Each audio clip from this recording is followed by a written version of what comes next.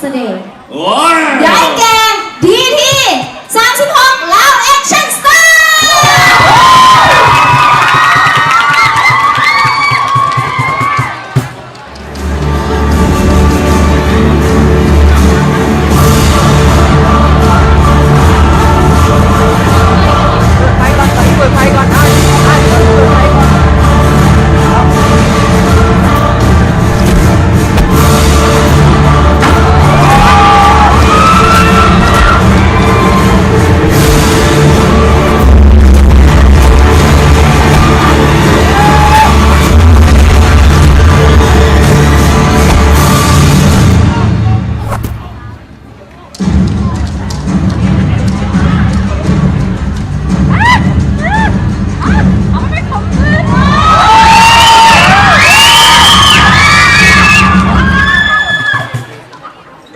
ตอนนี้งอดเลย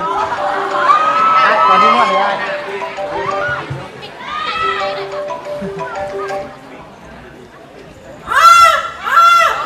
จะบ้าปล่อยค่อยพี่ฮันอย่ามาอย่าเซ็นให้ก่อนเด็ดขาด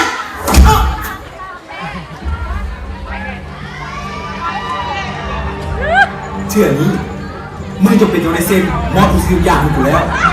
มึงมีเวลา90 นาทีมาให้ทันตามนะโดยตัวมึงเองที่ตึกPT36ขอเตือนห้ามว่ามันจะเบื่อเลยครับมูที่ว่ามีอย่างจะเกิดขึ้นกับคนที่มึงหักจับเวลาติ๊กตักติ๊กตักติ๊กตักสาดเสียงเลย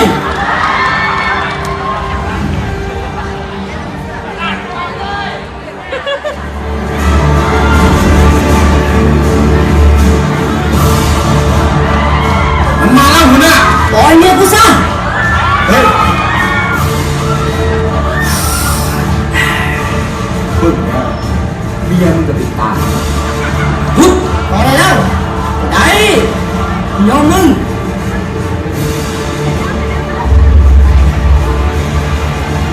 ยิ่งหัวแล้วหัวหน้าดีแต่มึงพลาด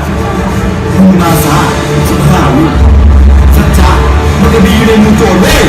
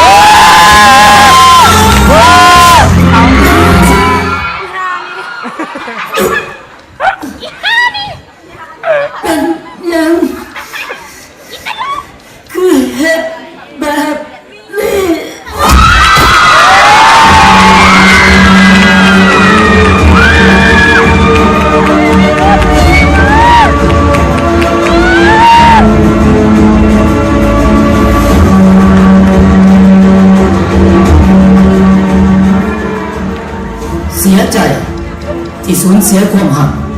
ยังบ่เจ็บหนักเท่าสูญเสียความไว้ใจ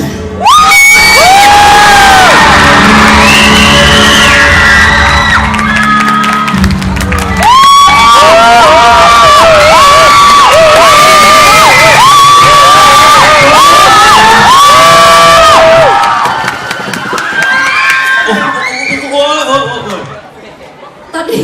อึ้งไปเลย เป็นอย่างก็เป็นคนแนวนี้ โอ้โหพี่เอกสารก็คือเป็นคนเดียวนี้เอาเงินมาปั่นกัน เกิดดีๆจากของเราแอคชั่นสตาร์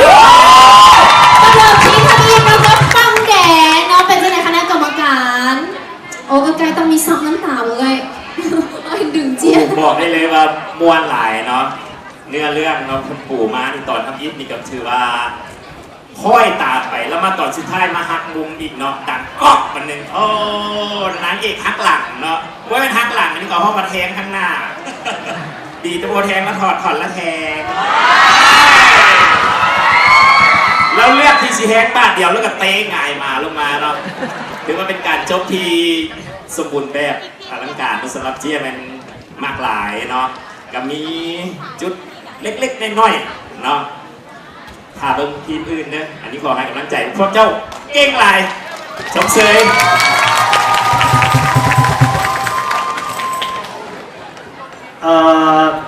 เป็นคนหนึ่งที่ติดตามเพจพวกเจ้าเนอะเป็นคนหนึ่งที่ติดตามเพจพวกเจ้าแล้วก็ได้เบิ่งหลายๆเรื่องที่พวกเจ้านำเสนอ ตอนนั้นขึ้นว่าโอ้พวกเจ้านะตอนนี้นะจุดนี้ถือว่าพวกเจ้าถือว่าอันดับหนึ่งแล้วในเรื่องของการแสดงแบบศิลปะการต่อสู้นะคันมีใครว่าพวกเจ้าบอกเก่งขอสิให้ขอสิเทียบให้เลย แต่ว่าตอนนั้นพวกเจ้าที่สิ่งที่พวกเจ้าขาดตอนนั้นที่เห็นคือขาดครีเอทีฟขาดคนที่ขึ้นบนเรื่องบนราวปฏิปต่อแต่ว่ามาเมื่อนี้ประทับใจคือกันกับเจียประทับใจหลายแล้วก็บนอยากให้เจ้าหยุดบนอยากให้พวกเจ้าหยุดพัฒนาหน่วยงานของพวกเจ้าอยากให้พวกเจ้าพัฒนาต่อไปเรื่อยๆเนาะแต่ว่าบ่อเสือขาวนี่เบิ่งน้ำอิดขึ้นว่าอันบ๊อบฟรีแมนใช่ไหม เบิ่งอยู่ใน VTR ขึ้นว่าบ๊อบฟรีแมนคันนั้นมันย่อมมันผมมันสีทองนี่ก็ถือว่าสีใกล้เคียงกันเลยได้ยิน หมายถึงย่องหรือด่า บอยดาย่อง โอเคแล้ว ใกล้กันกูบอกกล้าด่าดานมีเลสไนด์นี่ สมเสยดีหลายมวนมักเอ้าไก่นี่ก็สิมักมันมองแก้เสือนี่แหละสิได้คะแนนสูงแล้วมองนี่แหละ สำหรับไอ้กายเนาะขอส่งเสยคนหนาวแตกตลอดการแสดงเลยเนาะโอ้โหเจ็บท้องหมดเลยว่าเอ๋ คนนายเนาะ สำหรับไอ้กายดีใจเนาะที่ว่าได้เห็นพัฒนาและกับความตั้งใจแล้วก็ที่สำคัญความคิดสร้างสรรค์ในการแต่งเรื่องต่อเรื่องมี VTR มีเรื่องราวมีหลายๆอย่างเลยที่ว่าเห็นให้เบิ่งละรู้สึกเพลินแล้วก็มีความสุขแล้วก็ที่สำคัญแมนไกได้เบิ่งแล้วไกรู้สึกว่าอยากจะเป็นความแสดงนำเนาะถ้ามีโอกาสอยากได้นักแสดงยิงเตะเก่งๆตีเก่งๆเลยเด้อ ขอเป็นความน้ำและขอเป็นกำลังใจให้เนาะโชคดี ขอบใจร้ายขอบใจคณะกรรมการเนาะ และพร้อมด้วยพิธี36เราแอคชั่นสตาร์ โดยเดี๋ยวโคตรโดยโดย เฝ้าไปขอเปิดบออันนี้ที่อยากให้ยังยูแมนอยากย่องว่าตั้งแต่มือที่เห็นกันมือออดิชั่นของเราจนมาฮอดรอบที่2ออดิชั่นพวกตัวพัฒนาหลาย แล้วตอนมือที่เราเจอกันไอ้ให้พวกตัวแสดง2 เทื่อ 3 เทื่อเพื่ออยากเห็นมือนี่แหละทุกอย่างที่บอกไปทุกอย่างที่ขอพวกตัวเห็นได้เบิดเลยมือที่บอก11เด็กระยะพวกตัวสุดยอดแล้วนะขอเสียงตัวมือให้ไอ้กา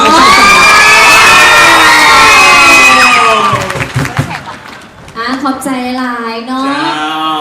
ไอ้บอลพนอกว่ามือนี้สุดยอดหลาย แม่แล้ว